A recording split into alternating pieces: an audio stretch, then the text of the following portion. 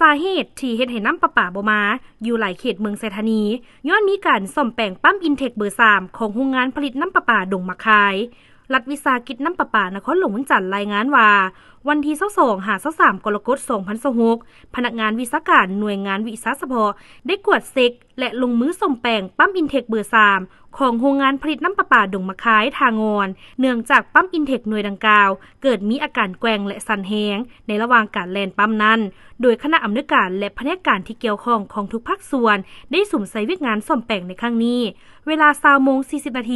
วันที่23กรกฎาคม2026การสืบต่อซ่อมแปลงปั๊มอินเทคเบอร์3ของโรงงานผลิตน้ำประปาดงมะคายแม้นได้ประกอบแล้วแต่ยังบ่สามารถแล่นปั๊มได้ปกติเนื่องจากว่าเวลาก่อนจะเข้าจังหวัด2แล้วเกิดโอเวอร์โหลดบ่สามารถแล่นปั๊มได้วันที่24กรกฎาคมนี้จะได้ยกปั๊มขึ้นมากวดเซ็กคืนเพื่อให้ได้แล่นปั๊มได้ปกติโดยไว